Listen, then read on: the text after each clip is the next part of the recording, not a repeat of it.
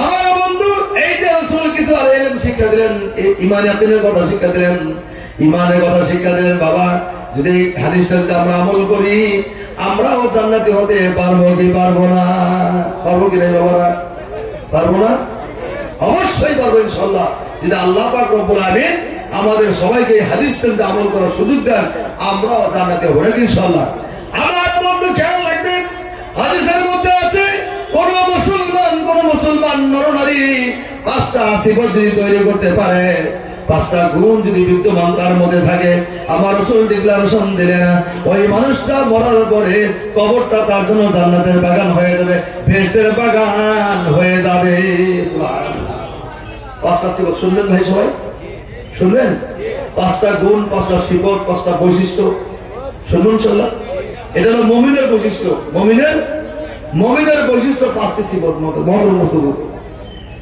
হাদিসের মধ্যে বলা হয়েছে, ইন্নাল জান্নাতা তাশতাকু ইলা 5 নাফারিন তালিল কুরআন ওয়া হাফিজিল লিসান ওয়া মুতঈমিল জায়াত ওয়া মুকসিল উরিয়ান ওয়া মান সাল্লা আলা হাবিবির রহমান। 5টা সিফত মুসলমান যদি তৈরি করতে পারে, মৃত্যুর পরে জান্নাত তার জন্য ওয়েলকাম করবে। সুবহানাল্লাহ। জান্নাত তার জন্য কি করবে? ওয়েলকাম করবে, স্বাগতম জানাবে। এবার বন্ধু, এই 5টা সিফত যদি আপনার মধ্যে থাকে, 5টা গুণ যদি তৈরি করতে পারি, আর যদি কবরে যাই, আল্লাহ রাসূল বলেন ইন্নাল জান্নাতা তাশতাকু ইলা 5 নাফারিন। ও 5টা সিফত করনেওয়ালা, ও 5টা সিফত পয়দা করনেওয়ালা, ও 5টা গুণ তৈরি করনেওয়ালা, তোমরা কান খুলে শুনে নাও। আমি বিশ্ব নবী ডিক্লারেশন দিলাম, আমি বিশ্ব নবী ঘোষণা দিলাম, তুমি যদি এই 5টা সিফত নিয়ে কবরে যাও, ওই কবরটা তোমার জন্য জান্নাতের জন্য ওয়েলকাম করবে, স্বাগতম জানাবে। কোন সুবহানাল্লাহ। কে কে শুনবেন? হাত তুলে দেখি 5টা গুণ। কে কে শুনবেন? 5টা সিফত শুনুন সবাই ইনশাআল্লাহ। মাশাআল্লাহ, আলহামদুলিল্লাহ। 1 নম্বর হলো তালিল কোরআন। আমার বাবা বিশ্ব নবী বলছেন, কোন মানুষ যদি কোরআনে কারীমের তেলাওয়াতের গুণ সিফত পয়দা করে, কোরআন যদি আল্লাহর বাণী, আল্লাহর পবিত্র গ্রন্থ আল কোরআনকে মুখস্থ করে, আল কোরআনকে তেলাওয়াত করে, এই সিফত পড়তে যদি ইন্তেকাল হয়ে যায়, মারা যায়, ওই কবরটা তার জন্য জান্নাতের বাগান হয়ে যাবে। কান সুবহানাল্লাহ। তালিল কোরআন। ভাই, কোরআনটা আল্লাহর কিতাব কি নাই? কোরআন আল্লাহর বাণী না ভাই? আল্লাহর শ্রেষ্ঠ কিতাব বলি কোরআন, পবিত্র আল কোরআন আল গ্রন্থ আমাদের হেদায়েতের নূর। কোন সুবহানাল্লাহ। আমাদের জন্য হেদায়েতের নূর স্বরূপ আল্লাহ পাক রব্বুল আমিন কোরআনটা অবতীর্ণ করেছেন গোটা বিশ্ব মানব জগতের জন্য। কোন সুবহানাল্লাহ। Not for Muslim. এই কোরআন যারা পড়বে, চাহে খ্রিস্টান হোক, চাহে গায়ের কম হোক, যেই ব্যক্তি হোক, কোরআনের কাছে আসলে সঠিক রাস্তা পেয়ে যাবে। কোন সুবহানাল্লাহ। কারণ এবার মুসলমানরাই কোরআন থেকে শিক্ষা নেবে এমন কথা নয়। আল্লাহ পাক রব্বুল আমিন গোটা বিশ্ব জাহানের জন্য আমাদের নবীকে রহমতের দূত বানিয়ে পাঠিয়ে দিয়েছেন। সুবহানাল্লাহ। ঠিক আছে, রহমতের দূত বানিয়ে গোটা বিশ্বের মানুষের জন্য পাঠিয়ে দিয়েছেন। সুবহানাল্লাহ। আমার বাবা রাসূল বললেন, ও মুসলমান, 5টা সিফতের মধ্যে প্রথম সিফত হলো আল কোরআনের তেলাওয়াত, তালিল কোরআন। ও আমার বাবারা, ও আমার ভাইজানেরা, কোরআনে কারীমের তেলাওয়াত যদি আমাদের মধ্যে থাকে, আর তেলাওয়াত করতে করতে যদি মারা যায়, ইন্তেকাল হয়ে যায়, কবরে কখনো আপনাকে জাহান্নামে নেবে না, কবর কখনো জাহান্নাম হবে না। ওই কোরআনের বৈশিষ্ট্য হলো, কোরআনের গুণ হলো, কোরআনকে যারা ভালোবাসবে, ওই কোরআনকে মহব্বত করনেওয়ালাকে আল্লাহ কখনো জাহান্নামে দিবে না, জান্নাত হয়ে যাবে। কোন সুবহানাল্লাহ। লা ইলাহা ইল্লাল্লাহ। অন্তর খুলে খুলে লা ইলাহা ইল্লাল্লাহ, লা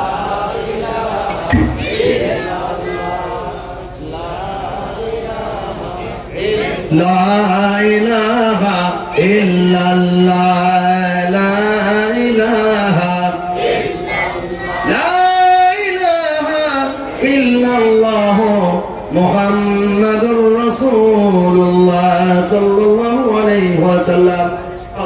কোরআন বললে কি ফায়দা হবে? শুনবেন কি শুনবেন না? কোরআনের ফায়দা কি আছে বাবা? মক্কার জমিনে আমার নবী যখন আল কোরআনের তেলাওয়াত করত, খালি মুসলমান না কাফেররাও নবীজির শানে কোরআনের তেলাওয়াত শুনতো। সুবহানাল্লাহ। বিশ্ব নবী মদিনার মক্কার জমিনে কাবা গৃহের দেওয়ালের মধ্যে হেলান দিয়ে দিয়ে যখন কোরআনের তেলাওয়াত শুনতো, আমার বাবা কিছু কাফেররা শুনতে পারলো এই মক্কার জমিনে একজন মানুষ আসছে, সে নাকি আল কোরআনের তেলাওয়াত করে বহুত শ্রুতি মধুর তেলাওয়াত শুনতে মনটা চায়, অন্তরটা শীতল হয়ে যায়, অন্তরটা পাগল হয়ে যায়। এই কথা শোনার পরে একদল কাফেররা আবু জেহেলের কাছে অ্যাপ্রোচ করলেন, আবেদন করলেন, ও আমার সাইয়েদ, ও আমাদের সর্দার, ও আমার কওমের সর্দার, একটা আবেদন বলে কি একজন মানুষ আসছে, তার নাম মোহাম্মদ, তার কাছে গিয়ে আমরা কোরআনের তেলাওয়াত শুনতে চাই। এমন আপনার করোনা মানুষ ভাই, এই কোরআনী বইয়ের মধ্যে যদি একটা নতুন পাগল আসে, সেই পাগলকে সবাই দেখতে চাই কি নাই ভাই? চাই না? বাচ্চারাও যায়, আমাদের বাবা জানরাও যায়, মুরব্বী আব্বারাও যায়, তাই না ভাই? নতুন একজন পাগল আসলে তাকে দেখার জন্য সবাই যায় কিনা যায়? আবু জেহেল খবর দেন, নো নো নো নিভার, এটা কখনো হতে পারে না। ওই পাগলকে যদি দেখতে যাও তোমরাও পাগল হয়ে যাবে। ওই পাগলকে কখনো দেখা যাবে না। যদি তোমরা পাগলের কাছে যাও, পাগলের মতো তোমরা পাগল হয়ে যাবে, খবরদার যাবে না। কিছুই বলবো না, শুধু চোখ দিয়ে দেখে আসবো কেমন পাগল, কেমন দেখা যায়, শুধু দেখেই আসবো, তার কাছে বলবো না। দেখা উনি দেখতেছেন, আবু জেহেল দেখতেছেন, এখন যদি আমি বারণ করি তাহলে তো থাকবে না, তাহলে একটা কন্ডিশন দিয়ে দিই, এটা তো যাবেই ঠিক। শর্ত দিল, ও আমার সাহস করে না, ও আমাদের কওম, যদি তোমরা পাগলকে দেখতে যাও একটা শর্তের সবাইকে দেখতে পারবে। যদি পাগলের কাছে যাও সবার কানের মধ্যে তুলা দিয়ে যাইবা, পাগল কি পড়ে সেটা যেন হৃদয় স্পর্শ তোমাদের না হয়, কর্ণগোচর না হয়, কানের মধ্যে তুলা দিয়ে যাইবা, শুধু দেখেই চলে আসবা, কি পড়ে সেটা যেন তোমাদের গ্রহণযোগ্য না হয়, কানের মধ্যে আওয়াজটা না যায়। তারা বুঝল জানে যে মোহাম্মদের কাছে যে যাবে সেও আল্লাহ হয়ে যাবে, সাহাবা হয়ে যাবে, কলমা পড়ে মুসলমান হয়ে যাবে। ঠিক না? ঠিক কম।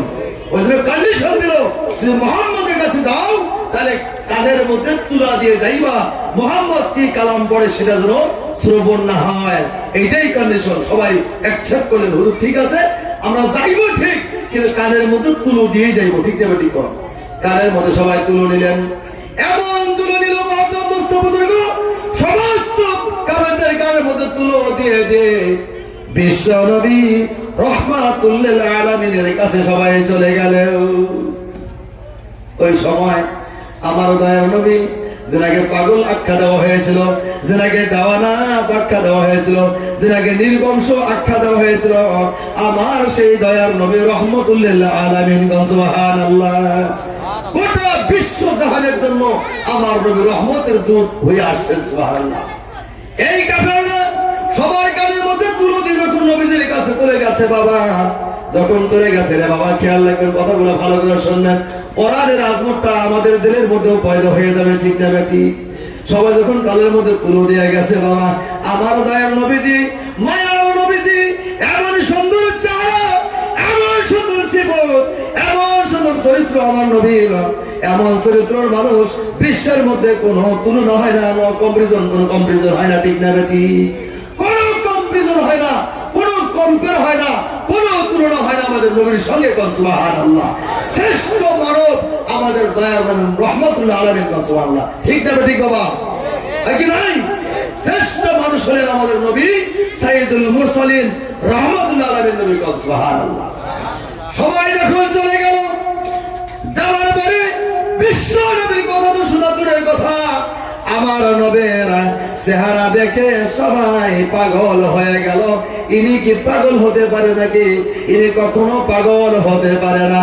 এত সুন্দর নূরের চেহারা, এত সুন্দর নূরের চেহারা, চোখের কোণে চাইলে শুধু দেখতেই মন চায়, দেখতেই মন চায়। এত সুন্দর চেহারার মানুষ আমরা জীবনেও কখনো দেখতে পারি নাই। সুবহানাল্লাহ।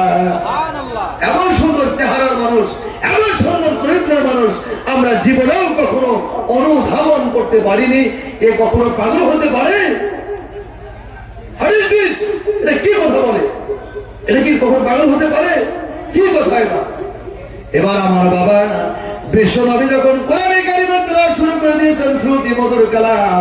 আমার নবীর সুরে কোরআনটা সুন্দরভাবে তেলাওয়াত হচ্ছে। সুবহানাল্লাহ। আল্লাহ কয় নবী কোনো কিছু বলার প্রয়োজন নাই, আমি আল্লাহ কোরআনটা গোটা বিশ্বের মানুষের জন্য হেদায়েত বানিয়ে দিয়েছি। এই কোরআনটা প্রচার করার দায়িত্ব আমি আল্লাহর হাতে তুলে নিয়েছি। সুবহানাল্লাহ। নবী গো প্রেসার দেওয়ার প্রয়োজন নাই, মানুষকে কেয়ার করার প্রয়োজন নাই, মানুষকে জবরদস্তি করার দরকার নাই। শুধু আপনি কোরআনে তেলাওয়াত করবেন, পৌঁছে দেওয়ার মালিক হলাম আমি আল্লাহ। আল্লাহ রাসূল আল্লাহ পাকের তরফ থেকে আমাদের নবী, আপনি শুধু কোরআনের তেলাওয়াত শুরু করেন, পৌঁছে দেওয়ার দায়িত্ব আমি আল্লাহ। এবার নবী কোরআন তেলাওয়াত করছে বাবা, কাবা গৃহের দেওয়ালের মধ্যে বসে বসে আমার দয়ার নবী মায়ার নবী কোরআন তেলাওয়াত করছে। এত শ্রুতি মধুর কালাম যখন বাবা শুনছে রে বাবা, কানের মধ্যে তো সবার তুলা দেওয়া আছে কি নাই বাবা, আছে কি নাই? সবার কানের মধ্যে তুলো দিয়ে গেছে।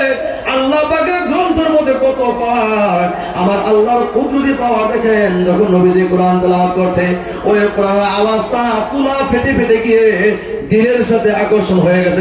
সুবহানাল্লাহ।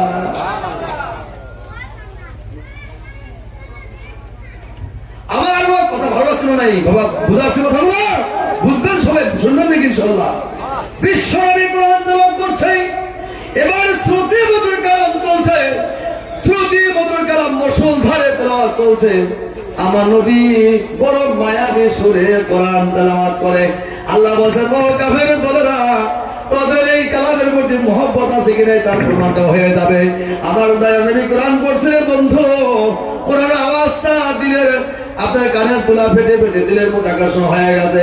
এবার যখন আকর্ষণ হয়ে গেছে, বিশ্ব নবীর কাছে চলে গেছে। নবী গো আমরা জীবনেও এমন সুন্দর কালাম কখনো শুনতে পারি নাই। সুবহানাল্লাহ।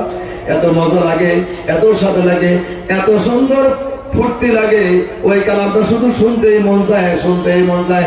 নবী গো আমরা কসম খাইলাম জীবনেও আবার কখনো আবু জেলের কাছে আমরা কখনো ফিরতে চাই না।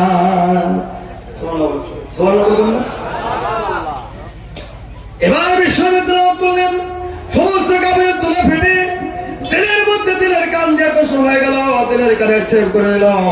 সবাই দিলের কান দিয়ে কোরআনটা শুনলেন, দিলটা পাগল হয়ে গেল। এবার কয় নবী গো আমরা যেখান থেকে আসছি, আমরা জীবনের মধ্যে বিদায় নিয়ে আসছি, আর তো কখনো ওই ঘরের মধ্যে আমরা যাইতে মন চাইবে না, কখনো যাইব না। জীবনের মতো বিদায় আসছি, ও রাসূল আপনার কাছে আমরা পাগল হয়ে গেছি, জীবনেও যাব না। আমরা কলমা পড়ে মুসলমান হয়ে জীবনটাকে নবীর জন্য বিলীন করে দেব। সুবহানাল্লাহ। সবাই কলমা লা ইলাহা ইল্লাল্লাহ মুহাম্মাদুর রাসূলুল্লাহ সাল্লাল্লাহু আলাইহি ওয়াসাল্লাম পড়ে সবাই মুসলমান হয়ে গেলেন। সুবহানাল্লাহ। ভাই এখন প্রমাণ হলো আল্লাহর নবী কাউকে প্রেসার করেন নাই যে কোরআন শরীফ শোনো আর মুসলমান হও, কলমা পড়ো। এটা বলছেন নবী? নবীদের কাজ হলো শুধু কোরআনের তেলাওয়াত করা। সুবহানাল্লাহ। ঠিক না ঠিক? আর পৌঁছে দিয়েছেন কে? দিলের মধ্যে আকর্ষণ করেছেন কে? আল্লাহ। আমরা মুসলমান, আমাদের দিল তো কোরআন ওয়ালা আগেই থেকে নেই। ইনশাআল্লাহ আমাদের দিল তো আগে থেকেই কোরআন ওয়ালা। ঠিক না ঠিক? ইনশাআল্লাহ আমাদের দিলের মধ্যে কোরআনের মহব্বত আছে কি নাই বাবা, আছে কি নাই? কার কাছে হাত তুলবে? ইনশাআল্লাহ আছে সবার। ইনশাআল্লাহ আল্লাহ সবার দিলের মধ্যে কোরআনের আজমত, কোরআনের ভালোবাসা, কোরআনের মহব্বত পয়দা করে দিন। আমিন। আমার বাবা কোরআন তেলাওয়াত শুরু হয়ে গেল, কাফেররা উঠে নাই, নবীর কাছে বসে বসে আল কোরআন তেলাওয়াত শুনে। বলে নবী গো খিদা পেয়ে গেছে, আজ থেকে খিদা দূর হয়ে গেল গো নবী। কোরআন তেলাওয়াত শুনলে খিদা থাকে না, পানির পিপাসাও থাকে না, সবকিছু মিটে যায়। নবী গো কলমা পড়ে মুসলমান হয়ে গেলাম, জীবনেও আবু জেলের গোলামত্ব করবো না, তার গোলামি আর করবো না। ঠিক না ঠিক? আমরা আবু জেলকে বিদায় দিলাম। ঠিক না ঠিক? অমর হয় না হয় বাবা? রসুলের কাছে এসে আবু জেলকে বিদায় দিলেন, আর কেউ গেলেন না আবু জেলের কাছে। এবার আবু জেল কয় একটু ফাঁকে ফাঁকে আগে আসে, জিকিরের ফাঁকে ফাঁকে লা ইলাহা সুবহানাল্লাহ আলহামদুলিল্লাহ ওয়া লা ইলাহা ইল্লাল্লাহ সুবহানাল্লাহ আলহামদুলিল্লাহ ওয়া লা ইলাহা ইল্লাল্লাহ। ভাই গেছি সুবহানাল্লাহ ওয়ালহামদুলিল্লাহ ওয়া লা ইলাহা ইল্লাল্লাহ সুবহানাল্লাহ walhamdulillah wala ilaha illallah la ilaha illallah muhammadur rasulullah sallallahu alaihi wasallam আমার বাবা এবার আবু জেহেলের মাথা গরম না ঠান্ডা আবু জেহেলের মাথা গরম না ঠান্ডা এটা আমার দেশ মুসলমান হয়ে যায় কোরআনের পক্ষে আমরা আছি নাকি ইনশাআল্লাহ কোরআনের পক্ষে থাকতে আমাদের জীবন দিব নাকি ইনশাআল্লাহ কোথায় কোরআনকে জ্ঞান হতে দেব নাকি ইনশাআল্লাহ হ্যাঁ এটা হলো ইমানের পাওয়া আবু জেহেলের মাথা গরম না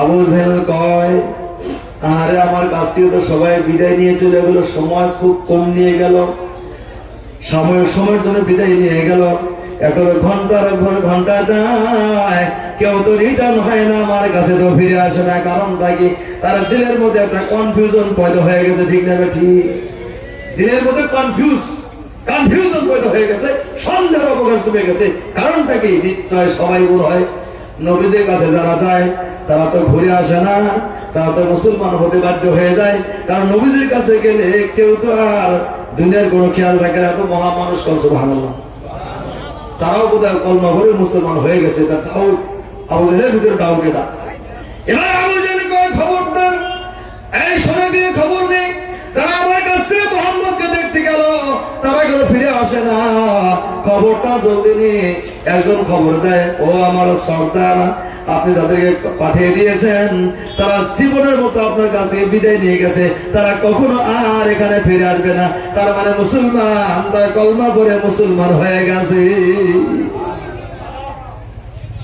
আবু জেহেল মাথা হেড হয়ে গেছে মাথা হেড নষ্ট হয়ে গেছে কি বলো কি খবর খবর হলো নাকি মাথা নষ্ট হয়ে গেল আবু জেহেল ছোটাছুটি শুরু করে দিল কারণটা কি মুহাম্মদের কাছে গিয়ে তারা কলমা পড়ে মুসলমান হয়ে গেল দেখি কি গুণ আছে আমাকেও একটু জাস্টিফাই করার দরকার আছে কথা ঠিক না ঠিক দেখি কি গুণ নিয়ে তারা কলমা বলে একটু আমার জাস্টিফাই করার প্রয়োজন আছে একটু তার তদন্ত করার প্রয়োজন আছে কিনা বাবা এবার আবু জেহেল মনে মনে কয় আজকে রজনীতে আজকে রাত্রিতে আমি মুহাম্মদের কাছে গিয়ে দেখবো মুহাম্মদ কি তেলাওয়াত করে অবশ্যই শোনার দরকার আছে কোন সুবহানাল্লাহ এখন আবু জেহেল নবীর জন্য পাগল হয়ে গেছে কোন সুবহানাল্লাহ আবু জেহেল নবীর কালাম শুনবে কোরআনে কারিমের তেলাওয়াত শুনবে আবু জেহেল আর ঘুমায় না সবাই যখন ঘুমিয়ে গেছে ওই কাবা দিকে রওনা হতে চললো যেই কাবার মধ্যে বিশ্ব নবী আল কোরআনের তেলাওয়াত করে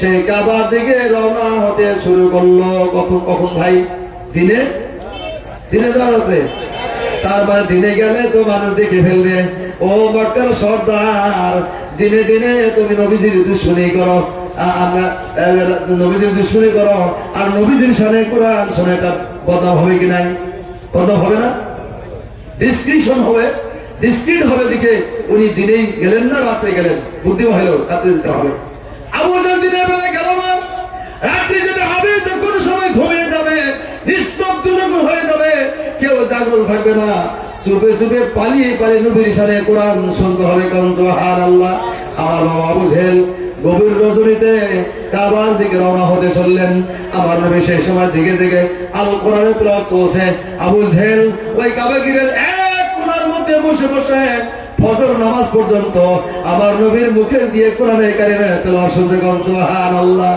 কিতাবে লেখা আছে ওই দিন আবু জেহেল তো ক্রন্দন করেছে নবীর শানে কোরআন শুনে এত চোখের পানি ছেড়ে দিয়েছে ক্রন্দন করেছে একজন ঈমানওয়ালাও অত ক্রন্দন করেন নাই কোন সুবহানাল্লাহ যত ক্রন্দন আবু জেহেল নবীর শানে কোরআন তেলাওয়াত শুনতে শুনে করেছেন সুবহানাল্লাহ এত মহব্বত এত ভালোবাসা এটা মানুষের লেখা কবিতা নাকি এটা মানুষের লেখা কালাম নাকি কার কালাম কথা বলেন আল্লাহ পাকের কালাম আল্লাহ পাক চ্যালেঞ্জ দিয়েছেন ও বিশ্বের সমস্ত মানুষ তোমাদের কাছে চ্যালেঞ্জ রয়ে গেল আমি যে কোরআন তেলাওয়াত করেছি শুধু 30 পারা নয় 30 পারার মধ্যে 114টি সূরার মধ্যে সবথেকে ছোট্ট সূরার নাম হলো সূরাতুল কাউসার ঠিক না ঠিক বাবা আল্লাহ পাক চ্যালেঞ্জ করছেন না বাবা যে একটি সূরার মোকাবেলা যদি কেউ সূরা বানাইতে পারে জীবনে কোরআন মক্কার জমিনে প্রচার হবে না। ঠিক না ঠিক কোরআন চ্যালেঞ্জ যদি আল্লাহ পাক কোরআন নিয়ে করতে থাকেন তাহলে আবু জেহেল চ্যালেঞ্জের মোকাবেলা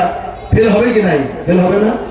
আবু জেহেল ফেলার হয়ে গেছে, চোখের পানি ছেড়ে দিয়ে কোরআন শুনছে।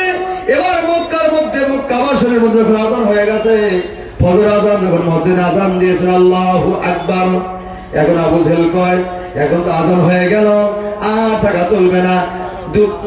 দ্বীপ্রহর হয়ে গেলে, প্রভাত হয়ে গেলে মুসলমানরা নামাজ পড়তে আসবে, ইমান ওয়ালারা নামাজ পড়তে আসে, আমাকে দেখে বদনাম হয়ে যাবে, মক্কার জমিনে রিমাক উঠে যাবে, আমার আর সম্মান থাকবে না, আমার সর্দারি শেষ হয়ে যাবে। ঠিক না ঠিক? আজান হওয়ার সঙ্গে সঙ্গে আবু জেহেল বাড়ির দিকে রওনা হতে চললেন। শুধু তাই নয়, বাবাদের খেয়াল রাখবেন, রাস্তার দিকে যখন রওনা হতে চলছে বাড়ির দিকে, আমাদের বাবা একটা কথা বলেন, 3-4 রাস্তা এক জায়গায় হয়, সেটা নাম সারিয়ালি হয় না, সারিয়ালি তিনালি, কি কোন ভাই আপনারা? সারিয়ালি না তিনালি?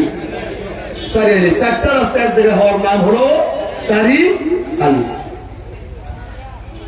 এমন সময় প্রভাতের সময় আবু জেহেল চলছে সারিয়ালি, যখন সারিয়ালির মধ্যে পৌঁছে গেছে, আমার বাবা শুধু আবু জেহেল না, উতবা সাইবা আবু সুফিয়ান নামে এই 3টা কাফের আরো আছে। ঠিক না ঠিক? উতবা সাইবা আবু সুফিয়ান, এই 3জন কাফের চুপে চুপে নবীর শানে কোরআন শুনছে। কোন সুবহানাল্লাহ।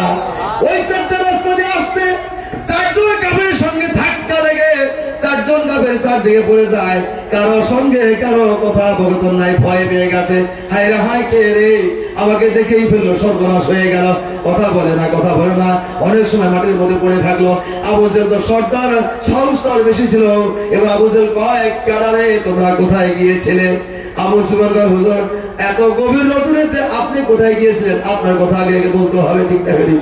আপনি কোথায় গিয়েছিলেন বলেন। আবু জেহেল কয় খবরদার শোন, কথা চুপে চুপে বল, এই কথা প্রকাশ করবি না, মানুষ শুনে ফেললে আমাদের সম্মান থাকবে না, মক্কার মধ্যে বদনাম হয়ে যাবে। কোথায় গিয়েছিলি বল। বলে হুজুর আপনি যেখানে গিয়েছিলেন আমরা সেখানেই গিয়েছিলাম। সুবহানাল্লাহ। আপনি যেখানে গিয়েছিলাম আমরা সেখানেও গিয়েছিলাম। কোথায় গিয়েছিলি? নবী গো, আহারে বিশ্ব নবীর কালাম শুনে মানুষ পাগল হয়ে যায়। এবার সর্দারকে বলে সর্দার রে, যেখানে বসে বসে কোরআন শুনলে আমরাও দেখেছি, কিন্তু আমরা ভয়ের চোটে কথা বলতে সাহস পাই নাই। ঠিক না বেটি? আপনি যার কালাম শুনলেন আমরাও তার কালাম শুনেছি।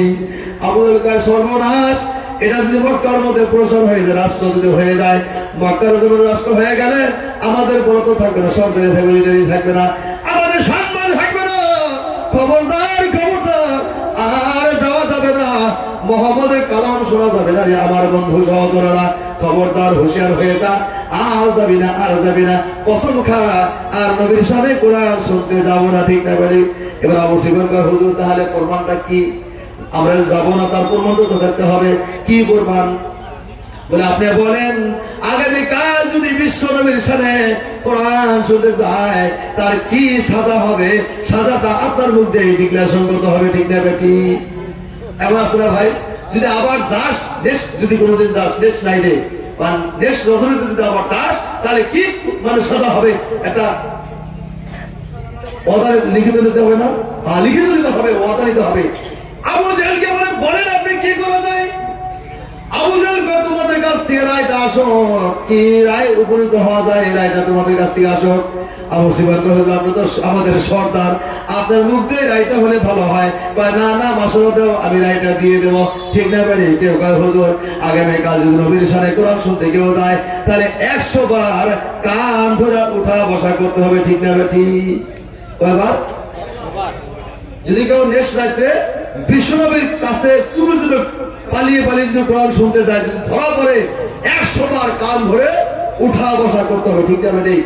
একজন না হুজুর 200 বার, আবু সুফিয়ান উতবা কয় 200 বার, সাইবা কয় 300 বার। ঠিক না বেটি? এমনি করে রায় হলে কতবার জানেন? আবু সুফিয়ান হুজুর 4 জন মানুষ তো আমরা। ঠিক না বেটি? আমরা 4 জন, তাহলে 4 জনের সাজা 400 বার। ঠিক না বেটি? ফয়সালা এই হয়ে গেল। 4 জন আমরা মানুষ চুপে চুপে কোরআন শুনতে গেছি, যদি কেউ নেক্সট দিন যায় ধরা পড়লে 400 বার কান ধরে উঠা বসা করতে হবে এই সারালির জমিনে। ঠিক না বেটি? ঠিক আছে ভাই হয়ে গেল। আবু জেহেল কয় ঠিক আছে আর যাইবো না, কান উঠে বসা করলাম, যাইবো না। কয়েকটা তোর আগে থেকে কানটা ধরবে কে? আপনি তো সর্দার, সর্বসময় আপনার কথাই মানছি, আপনাকে মানছি, আপনার কথাই উঠা বসা হয়েছে। হুজুর আপনার থেকে শুরু হোক, আপনি প্রথম কান ধরে উঠা বসা করে ওয়াদা করেন আর জীবনে নবীর সামনে কোরআন শুনতে যাব না। ঠিক না? জাত করছে কি নাই? জাত হয়েছে কি নাই বাবা? ঠিক তো জাত হয়েছে। হ্যাঁ ঠিক আছে চলো। আবু জেহেল কানটা ধরলো, কানটা ধরে পথিমধ্যে সার আলিতে 400 বার কান ধরে উঠা বসা করলো। সাজাটা হলো কোরআন শোনার জন্য। ঠিক না বেটি? কোরআন শোনার জন্য সাজা। 400 বার কান ধরে উঠা বসা করলো আবু জেহেল। উতবা করলেন, সাইবা করলেন, আবু সুফিয়ান করলো যা যা আর দ্বিতীয়বার কেউ নবীর সামনে কোরআন শুনবি না। এবার সবাই যায় আর কয় যাই, সবাই তো ওয়াদা করলো আর যাবে না, আমি একে একে শুনবো, কেউ যাবে না। ওই উতবা কয় আমি শুনবো আর কেউ যাবে না। সাইবা কয় আমি শুনবো, কেউ তো যাবে না। আবু সুফিয়ান কয় আমি যাবো, কেউ তো যাবে না। আবু জেহেল কয় আমাকে দেখে সবাই ভয় পায়, এবার আমি অনার জারি করে দিলাম, আমি অ্যালার্ম জারি করে দিলাম, আমি হাই অ্যালার্ম জারি করে দিলাম, আর কেউ যাবে না।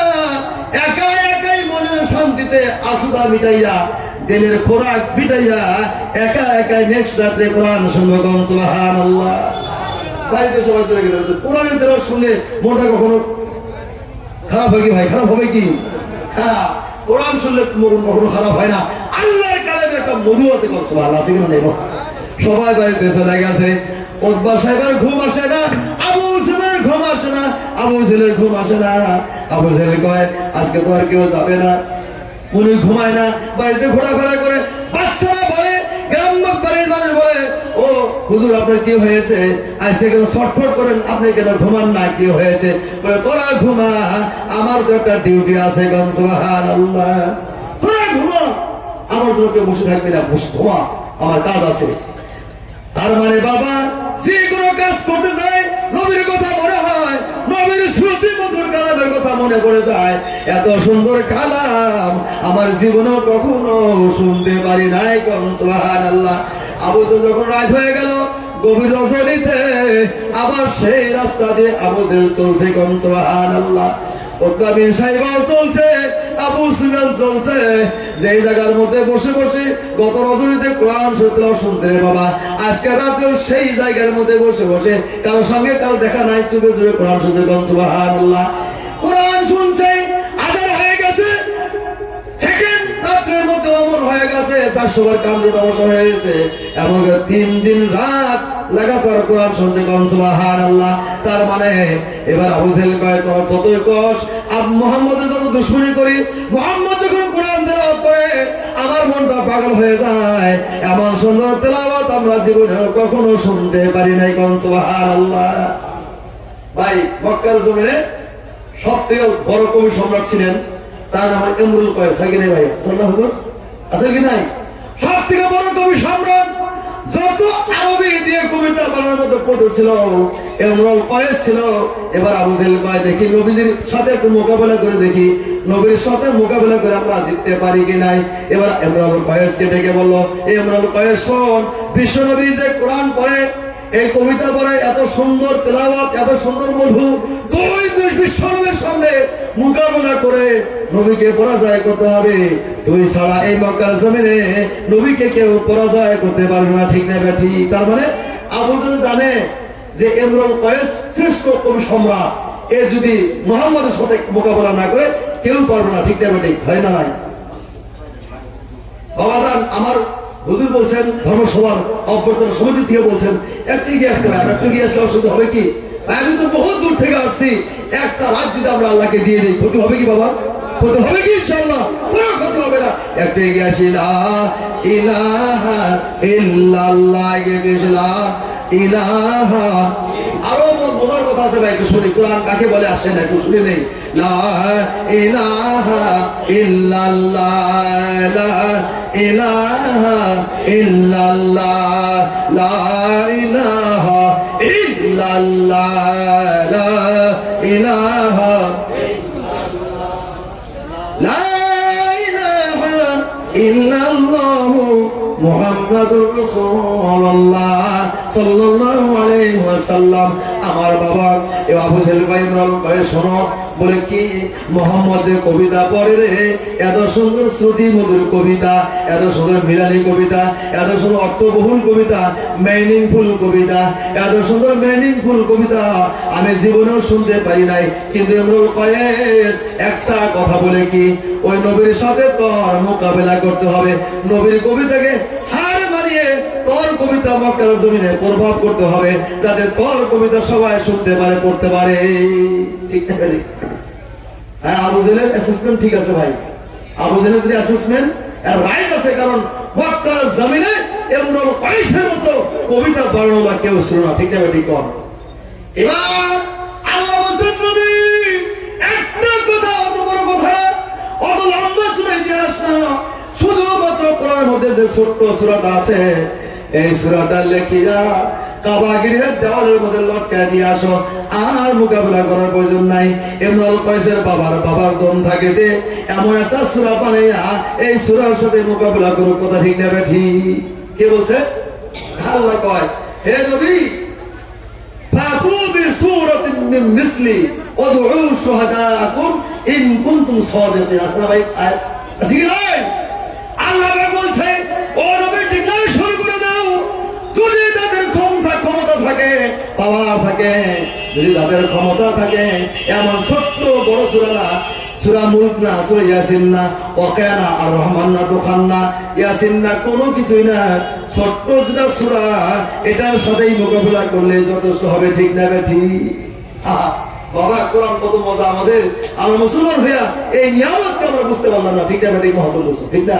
শোনেন ভাই কিছু এবার বিশ্বনবী আল্লাহর কথা শুনে আল্লাহর ওহীর মাধ্যমে ওই সূরাটা লিখিয়া কাবা গৃহের দেওয়ালের মধ্যে লটকায় দিয়ে আসলো এবার ইমরুল কয়েসের বোন ওই কাবা গৃহের মধ্যে যায় দেখে এত সুন্দর কবিতা আমার ভাই ইমরুল কয়েস ছাড়া কেউ লিখতে পারে নাই কারণ দেখছেন ইমরুল কয়েসের বোন গেছে ঘুরতে ইমরুল কয়েসের বোন কবি সম্রাট ইমরুল কয়েস ওই কাবা গৃহের দিকে ঘুরতে গেছে যায় দেখে কাবা গৃহের দেওয়ালের মধ্যে ওই একটা আয়াত লেখা আছে কবিতা লেখা আছে ওই কবিতা আমার ভাই ছাড়া কেউ লেখে নাই ইমরুল কয়েসের বোন হাসতে হাসতে নাচতে নাচতে আনন্দ করতে করতে ভাইয়ের কাছে আসছে দেখা হয়ে গেল ও আমার ভাই তোমাকে ওয়েলকাম স্বাগতম যত কবিতা লিখেছো মক্কার জমিনে যত কবিতা লিখেছো আজকাল যে কবিতা তুমি লিখছো এটা এত মিনিং বহুল কবিতা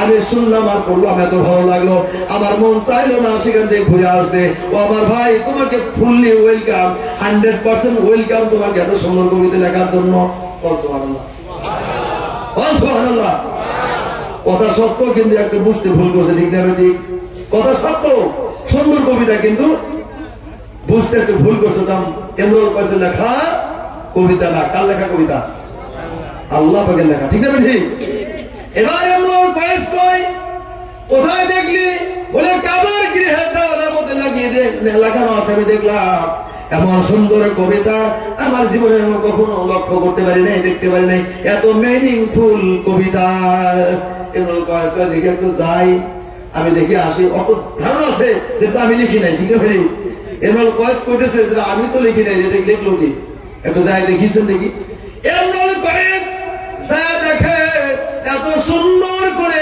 সাজানো কবিতা আমি কেন আমার 14 পুরুষ পুরুষের পুরুষ বাবাও যদি আসে এই মুহাম্মদের কালামের মোকাবেলা করার কোনো ক্ষমতাই নাই সুবহানাল্লাহ ইমরুল কয়েস যা দেখে বিসমিল্লাহির রহমানির রহিম ইন্না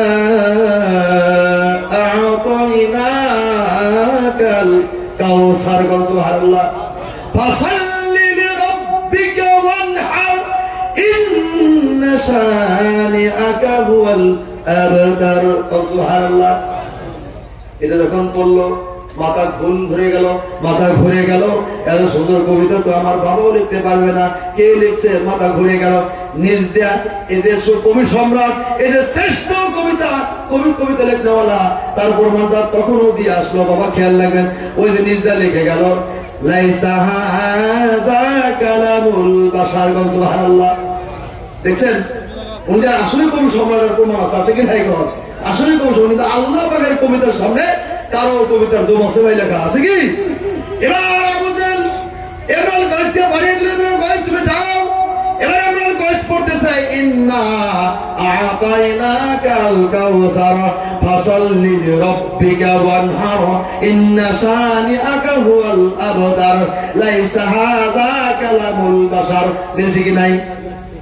কথা মিলছে কি নাই ভাই? ওটার সাথে ছন্দ কথা মিলছে কি নাই? কবিতার ছন্দ মিলছে কি নাই? কথা বলেন না কেন? ছন্দটা মিলছে, ছন্দ অলঙ্কার হয়ে গেছে। ফাসাল্লি লিরাব্বিকা ওয়ানহার ইন্না শানিআকা হুয়াল আবতার লাইসা হাযা কালামুল বাশার। মিলছে কি নাই? কবিতাটা মিলছে কি নাই? এবার আমরা কয়েস চোখের পানি ছেড়ে দিয়ে কই, ও মক্কার মানুষেরা, আমি ইমরুল কয়েস তোদের কথা এমন লক্ষ লোক ইমরুল কয়েসের বাবাও জন্ম হইলে এমন মুহাম্মদের কালামের সঙ্গে মোকাবেলা করার কোন মানুষের ক্ষমতা নাই। সুবহানাল্লাহ। নিজে লিখে দিল লাইসা হাযা কালামুল বাশার। এই কালামটা, এই কথাটা, এই কবিতা, এই কিতাবটা লেখা বিশ্বের মধ্যে কোন মানুষের ক্ষমতা নাই। এটা মুহাম্মদের স্রষ্টার লেখা কবিতা। সুবহানাল্লাহ। এটা মুহাম্মদের স্রষ্টার কালাম, এটা মানুষের লেখা কালাম না। সুবহানাল্লাহ। আমার বন্ধু ইমরুল কয়েস ওই কালামটা দেখে সুবে সুবে কলমা পড়ে মুসলমান হয়ে গেল। সুবহানাল্লাহ। সুবে সুবে ঈমান আনলো। আল্লাহ, আমি জানলাম যত বাহাদুরি দেখাই না কেন একদিন এই পৃথিবী ছাড়তে হবে, এই মায়ের ভূমি ছাড়তে হবে, আমার বাড়িঘর ছাড়তে হবে, আমার সব কিছু আরাম আয়েশের ঘর, আমার এই বিল্ডিং বাড়া খেলা এসি রুম ছাড়তে হবে, আমাকে মরতে হবে। কবরে যদি যাই হিসাব নিয়ে নেওয়া হবে, জাহান্নাম ছাড়া কোনো গতি নাই। শেষ বয়সে কলমাটা পড়ে যদি মুহাম্মদের বন্ধু হই, মুহাম্মদের সাহাবা হই, তাহলে আমাকে আল্লাহ মাফ করে জান্নাতটা দিবে। সুবহানাল্লাহ। এই উপনীত হইয়া এবার ইমরুল কয়েস কলমা পড়ে মুসলমান হয়ে গেল। লা ইলাহা ইল্লাল্লাহু মুহাম্মাদুর রাসূলুল্লাহ সাল্লাল্লাহু আলাইহি ওয়াসাল্লাম। বাবা কথা খেয়াল রাখবেন, আমি পাঁচটা সিফাতের কথা বলছিলাম, আছেন কি নাই? মনে আছে? জেন আছে কি? আছে যে হেলে ইন্নাল জান্নাতু তাশতাকু ইলা খামসি নাবারিন তালিল কুরআন। সুবহানাল্লাহ। আমার রাসূল যে বলেছেন পাঁচটা সিফাত যদি তৈরি করতে পারো আমার আল্লাহ জান্নাত দিবে। তার মধ্যে এক নম্বর সিফাত হলো তালিল কোরআন। কোরআন কারীমের তেলাওয়াত যদি তোমার মধ্যে থাকে আমার আল্লাহ তোমাকে জান্নাত দিয়ে দিবে। সুবহানাল্লাহ। আমার বাবা কত লম্বা হয়ে গেল কি নাই? লম্বা হয়েছে কি নাই? কোরআন তেলাওয়াতের ফজলত পাঠ করতে সময় চলে গেল, আরো তো চারটা রয়ে গেল। ঠিক না ঠিক? চারটা এরকম অনেক মিনিংফুল কথা আছে মহাদুর দোস্তগুলো। আসেন এবার পাঁচটা সিফাতের মধ্যে কোরআন কারীমের তেলাওয়াত। আচ্ছা ভাই একটা প্রশ্ন করি, এই যে কোরআনী বইয়ের যে জামে মসজিদের ইমাম রাখছেন না ভাই, বেতন কত? 5,000। বহুত, তাই না? আপনার কাছে বহুত আছে না? মেলা অনেকটা। 5,000 টাকা অনেক না, বহুত টাকা। কিন্তু ইমাম সাহেব যদি 12 বছর খরচ করতে যায় একদিনে 5,000 টাকা শেষ হয়ে গেলে কম হবে না? একদিনের খরচ নাই ইমাম সাহেবের। আর আমরা মেলা বহু 5,000 টাকা দিই। কইনা ভাই? আচ্ছা ধরেন 5,000 টাকা দিচ্ছেন, বহুত টাকা দিচ্ছেন। আচ্ছা একটা কথা, এই ইমাম সাহেবের পিছনে আমরা নামাজ করি কি নাই? বাবা করি না? 5 ওয়াক্ত নামাজ করি কি নাই? একটা কথা বলি আমার সঙ্গে, 5 ওয়াক্ত নামাজ ওই ইমামের পিছনে আমরা করি কি নাই বাবা? আসেন আবার কয়েকদিন বললাম, আজকে আমার 20 বছর ধরে ইমাম রাখছি বাবা। ওই 20 বছর ইমাম সাহেব ওই নামাজে দাঁড়িয়ে সূরা ফাতিহা তেলাওয়াত করে কি নাই? করে না তেলাওয়াত? সূরা ফাতিহা তেলাওয়াত করে। আচ্ছা বাবা, একটা জেনারেল একটা নলেজ আমি আপনাকে দেই। এই গ্রামে যদি একটা ভালো গায়ক যদি গান গায়, খুব সুন্দর ভাবে যদি গান একটা গায়ক গায়, একটা গায়িকা যদি গান গায়, খুব শ্রুতিমধুর গান, এই গানের ম্যাপটা এই কোরআনী বইয়ের জমানের মধ্যে কতদিন থাকবে ভাই? কোরআনী বইয়ের জমিনে অত সুন্দর শ্রুতিমধুর গায়কের গানটা কতদিন তার ম্যাপ থাকবে? কথা বলেন না কেন? কতদিন থাকবে? ঊর্ধ্বতন 2 ইয়ার্স, 2 বছর হয় কি নাই? কথা কেউ যাবে না কিন্তু ভাই, কথা আছে কিন্তু, কথা আছে, যাবে না, মজার কথা আছে। 2 বছর যদি অত সুন্দর গায়ক গায়িকায় গান লেখার পরে, গানটা বলার পরে যদি 2 বছর ম্যাপ থাকে, 2 বছর পরে যদি গানটা গাওয়া হয়, কোরআনী বইয়ের ছোট্ট বাচ্চারাও কবে ওটা ডিলিট করে দিয়ে শুনতে আর মন চায় না। বাবা একটা সময় বাংলাদেশের মমতাজ পাগলির গান চলছে, বুঝলেন ভাই? বাংলাদেশের মমতাজ পাগলির গান চলছে, গায়েব হয়ে গ্রামগঞ্জে হাট বাজারে যেখানে যাবেন ওই মমতাজ পাগলির গান, সবাই পাগল, ঠিক না ঠিক? এখন চিন্তা করেন, এত সুন্দর গায়িকা মমতাজ পাগলি গান গায়ে সারা দুনিয়া জয় করলো, আজকে মমতাজ পাগলির গান শুনলে মানুষ জোটা দিয়ে আল্লাহ খাই কথা, ঠিক না ঠিক? তাই না? ওই মমতাজ পাগলির গান একটা সময় খুব সমাজে আলোড়ন ছিল, আজকেও যদি সে মমতাজ পাগলি ওই গানটাই গায়, কেউ অ্যাকসেপ্ট করে না, হ্যাঁ পুরনো হয়ে গেছে, ডিলিট করে দে, পৌঁছে গেছে, নষ্ট হয়ে গেছে, বারবার একটি গান শুনতে মন চায় না, ঠিক না ঠিক? আমার বাবা একজন গায়ক গায়কের গান যদি 2 বছর মেয়াদ থাকে, আমার বাবা আমার আল্লাহ কোরআনটা সৃষ্টি করেছেন, কোরআন অবতীর্ণ করেছেন, নাযিল করেছেন বিশ্বনবীর শানে কত বছর আগে, 1450 বছর আগে এই কোরআনটা অবতীর্ণ করছে কি নাই? কোন সুবহানাল্লাহ। একদম বলতেছি ভাই, করছে কি নাই?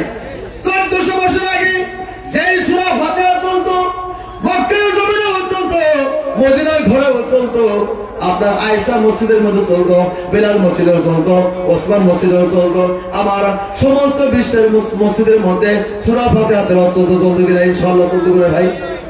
কথা ভাই খারাপ পাবেন না নাকি? ইনশাআল্লাহ একটু কথা বলতে দেন, আমাকে বলতে দেবেন ইনশাআল্লাহ, খারাপ পাবেন না। বিশ্বের মধ্যে যত মসজিদ আছে ফজর সময় দাঁড়িয়ে দাঁড়িয়ে 5 কোটি, বিশ্বের মধ্যে 5 কোটি মসজিদের মধ্যে আপনার একসঙ্গে সূরা ফাতিহা তেলাওয়াত হয়, কোন সুবহানাল্লাহ, হয় কি নাই? ও আমার কোরআনে ঘরের বাবারা, একটা কথা বলি, এই যে 20 বছর ধরে ইমাম সাহেব রাখছেন এই মসজিদের মধ্যে, 5000 টাকা মাস দেন, আপনাকে কোনোদিন মিছিল বের করছেন, আমরা সবাই এক হয়ে যাই, কিছু পত্র পত্রিকা লিখে দেই, বলে ওই ইমামের বিরুদ্ধে একটা নালিশ বের করে দেয়, মিছিল বের করে দেয়, যাতে ইমাম সাহেব আর সূরা ফাতিহা তেলাওয়াত করে না। বুঝছেন কি? কে কম না কে? মমতাজ পাগলি কোন দোষ করলো? মমতাজ এত কষ্ট করে গান বানাইলো, হ্যাঁ মিউজিক টিউজিক দিয়ে টাকা পয়সা খরচ করে গান শোনায়, আর আপনারা গান জোড়া মারেন, গান শোনেন না। তাহলে কোরআন শরীফের একটাই সূরা ডেইলি শোনেন, ডেইলি শোনেন, ফজরের টাইমেও শোনেন, মাগরিবের টাইমেও শোনেন, এশার টাইমেও শোনেন, শোনেন না বাবারা? শোনেন কি নাই? সর্বসময় সূরা ফাতিহা তেলাওয়াত হয় ওই একই ইমাম সাহেবের পিছনে, ঠিক না ঠিক? ও কোরআনে বলে বাবারা, খোদার কসম করে বলেন, যখন ইমামের পিছনে নামাজ পড়েন মন কিন্তু কখনো আপনার এটা অশান্তি হয় না যে ইমাম সাহেবের পিছনে সূরা ফাতিহা তেলাওয়াত করতে, এটা মন চায় না? কখনো ভাবছেন কিনা? মনে আসে কিনা যে খারাইলেই সূরা ফাতিহা কয়, দাঁড়াইলেই সূরা ফাতিহা কয়, ইমাম সাহেবকে সূরা ফাতিহা কয়, এটা ভালো লাগে না, হইলে বদলাও, এটা বদলাও। কোন কি ভাই, এটা কোন কি কোন লাগে? আল্লাহ বিশ্বের মুসলমান ওই কোরআনে বলে মসজিদের মধ্যে যে ইমাম সাহেব সূরা ফাতিহা করবে, যতদিন দুনিয়া থাকবে ওই ইমাম সাহেব মরে যাবে, আরেক ইমাম সাহেব আসবে, তারপর আসবে, এমনকি দুনিয়া যতদিন চলবে অতদিন মসজিদের মধ্যে সূরা ফাতিহা চলবে, কোন সুবহানাল্লাহ। তার মানে সূরা ফাতিহার মধ্যে মজা তৈরি করছে কে? আল্লাহ। আর কে তৈরি করছে? আল্লাহ। হ্যাঁ, আল্লাহ চ্যালেঞ্জ করেছেন, ইন্না নাহনু নাযালনা যিকরা ওয়া ইন্না লাহু লাহাফিজুন, সুবহানাল্লাহ। আল্লাহ কয়, মুসলমান আমি আল্লাহ কোরআন অবতীর্ণ করেছি, কোরআনের জিম্মাদার আমি আল্লাহ পাক হাতে নিয়েছি, কোন সুবহানাল্লাহ। কিয়ামত পর্যন্ত সূরা ফাতিহা চলবে, কোন মানুষ দ্বিমত করবে না। সূরা ফাতিহা মন চায় না শুনতে। আমার বাবা কারোর মধ্যে মজা আছে কি আছে না, মহত্ব আছে কি নাই? এর একটা প্রশ্ন করি বাবা, যদি আপনার বাচ্চাকে কোরআন হাফেজ বানান, লাভ হবে না ক্ষতি হবে? যদি লাভ হয় কি নাই? এই যে সালেহ আহমদ তাকরিম, বাংলাদেশের জমিনে সালেহ আহমদ তাকরিম নামে একটা বাচ্চা 2 বছর আগে গোটা বিশ্বকে কোরআনের মাধ্যমে জয় করছে কি নাই? বাবা করছে কি নাই? গায়ের গোমরাও দেখছে, খ্রিস্টান দেখছে, ইহুদিরা দেখছে, নাসারাও দেখছে। আরে এই এত কি কিতাব পড়ে রে, এই কিতাবের জন্য সারা দুনিয়া পাগল, কোন সুবহানাল্লাহ, ঠিক না ভাই? তার মানে এটা মানুষের লেখা কবিতা না, আমার আল্লাহর কালাম বলে গোটা বিশ্বের মানুষ পাগল হয়ে যায়, কথা ঠিক না ভাই? ঠিক। সালেহ আহমদ তাকরিমের যত উপহার আল্লাহ দিয়েছে, যত পুরস্কার দিয়েছে, ও 50 বছর যদি বসে খায় ওর টাকা শেষ হবে না, কোন সুবহানাল্লাহ, ঠিক না ঠিক? সৌদি আরব থেকে তার টাকা ঢোকে, কুয়েত থেকে টাকা ঢোকে, আপনার লেবানন থেকে টাকা ঢোকে ভাই, সালেহ আহমদ তাকরিমের নামে লাখ লাখ টাকা ঢুকতেছে, কিসের ক্ষেত্রে?